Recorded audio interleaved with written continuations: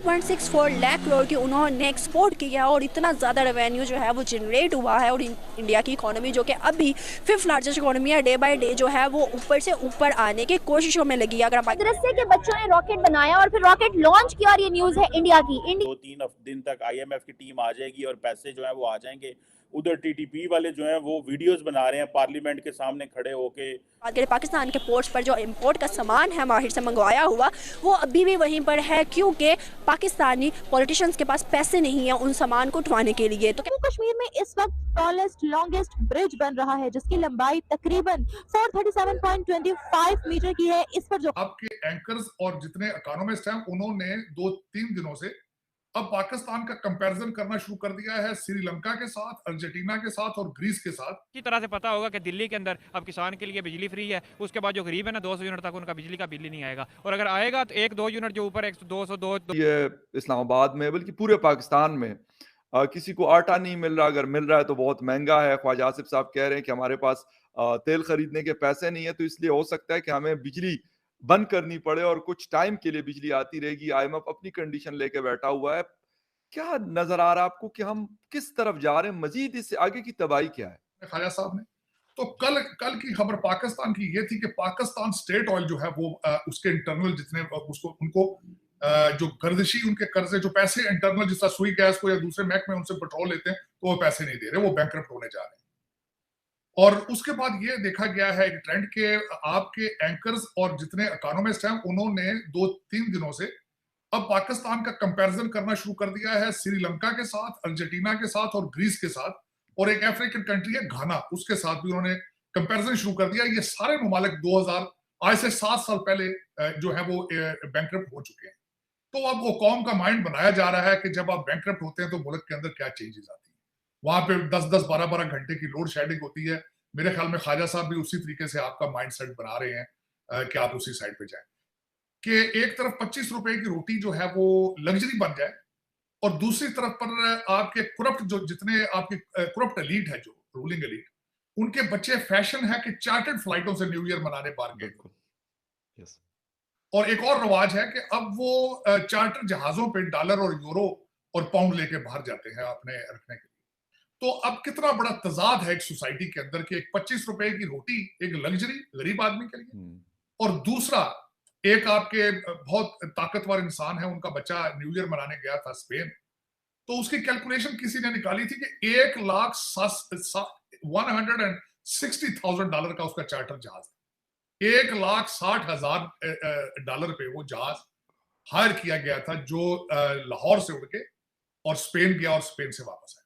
क्या लगता है कि इंडिया की अगर हम बात करें तो वहाँ क्या स्टेबिलिटी है? क्या वहाँ पर हर चीज़ वो चीज़ अवेलेबल है जो कि एक कंट्री को चाहिए होती है? जबकि अगर आज की हम न्यूज़ देखें तो 2 उनके पोर्ट्स हैं तमिलनाडु के अंदर, 2 पोर्ट्स ने हिस्ट्री रिकॉर्ड दुनिया की नज़र में बनाया है। वो कैसे 3.64 लाख उन्होंने जो है इम्पोर्ट एक्सपोर्ट, उन्होंने जो बंदा था वो उधर सामान था ना वो एक्सपोर्ट किया है 2 पोर्ट्स।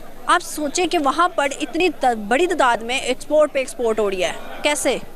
नहीं, ये चीज़ें में वही बात है कि आपका मुल्क जितनी देर पॉलिटिकली स्टेबल नहीं होगा, यहाँ पे इदारे जो हैं वो अपने डोमेन से निकल के काम करते हैं। बहुत सारे इदारे हैं जो कि मतलब अपनी डोमेन में काम नहीं करते, एक दूसरे से चीज़ें जो है ना इंटरफेयर होती हैं। अब वहाँ पे जो माशाल्लाह आज तक जो है जब से पाकिस्तान आज़ाद हुआ है वहाँ पे आज तक जो है वो माशाल्लाह वाला कोई सिस्टम नहीं आया। हमारे मुल्क में 10 साल गवर्नमेंट पॉलिटिकल चलती है, उसके बाद माशाल्लाह आ जाता है, या इदारे वैसे भी इंटरफेयर करते हैं। ये बताओ, क्वेश्चन तो वैसे फिलहाल मेरा कुछ और है, लेकिन IT डिपार्टमेंट में आप हो, मुझे बताओ कि पाकिस्तान का IT अगर हम देखें और इंडिया का IT देखें तो क्या डिफरेंस लगता है? इंडिया जो है वो ज़्यादा एडवांस हो चुका हुआ है IT सेक्टर में, पाकिस्तान अभी ग्रो अप कर रहा है, पर इंडिया जो है वो इंडिया में आई थिंक सो उनके पास ज़्यादा एक्सप्लोयर है, बिकॉज सारी मल्टीनेशनल कंपनीज इंडिया में आ रही हैं, उनके पास एक्सप्लोयर ज़्यादा है चीज़ों का। क्यों आ रही हैं? बिकॉज वो उनके पास आई थिंक उनकी इकोनॉमी भी है और उनके पास रिसोर्स भी ऐसे हैं जो कि वो चीज़ें कर सकते हैं। पाकिस्तान में अभी वो रिसोर्स उस तरह से पॉलिश नहीं हो रहे जो कि उन चीज़ों को कर पाएँ। So this is I think one of the reason. और इंडिया जो है वो उसके ऊपर काफ़ी ज़्यादा इन्वेस्ट भी कर रहा है IT सेक्टर पे, तो दैट्स वाई। अगर हम आने वाले टाइम की बात करें, आपको नहीं लगता कि IT का ही दौर है, टेक्नोलॉजी पे सारी चीज़ें हो जाएंगी और इंडिया को पता चल गया है कि भाई आने वाला टाइम जो है वो इस चीज़ का है, तभी वो काम कर रहा है? हम लोगों को कब अवेयरनेस आएगी? अवेयरनेस हमें आ रही है, पर हमारे पास उस तरह के रिसोर्सेज अभी नहीं है, टाइम लगेगा। और मैं आपको 2 दिन सर पहले की बात बता रहा हूँ, जो इस्लामाबाद पेशावर मोटरवे है, बुरहान से पहले, जहां पे मोबाइल टावर्स लगे हुए, एक के ऊपर मैंने खुद अपनी आंखों से मैं आ रहा था, और वहां पे अफगान तालिबान का व्हाइट फ्लैग जिसपे कलमा लिखा और तलवार का निशान बना हुआ है सर, वो लगा हुआ है। ये पंजाब के एरिया की मैं बात कर रहा हूँ, जो आखिरी डिस्ट्रिक्ट को आप क्रॉस करते हैं सवाबी से, इस ये वक्त हालात हुए। भाई एक वीडियो वायरल है इस वक्त कि तालिबान ने आपकी नेशनल असेंबली के सामने खड़े होकर एक वीडियो बनाकर तो वायरल किया कि हम आ चुके हैं यहाँ। Yes, exactly. और मैं एक और आपको बात बताऊं, क्योंकि मैं उस एज ग्रुप में हूं कि आपके कई रूलिंग एलीट जो है वो मेरे साथ के हैं, मेरी एज के हैं, मेरे क्लासमेट हैं, कोई सीनियर है, जूनियर है। उनमें से 90% के तो बच्चे पहले ही लंदन और अमेरिका में हैं, जो बाकी 10% से अब वो भी भेज रहे हैं बाहर, डर रहे हैं इनसे, इन्हीं से डर रहे हैं। यस। और खुद वन वे टिकट उनकी जेब में है, वन वे टिकट उनकी जेब के फ्रंट पॉकेट में है, ये भी मैं बता रहा हूँ।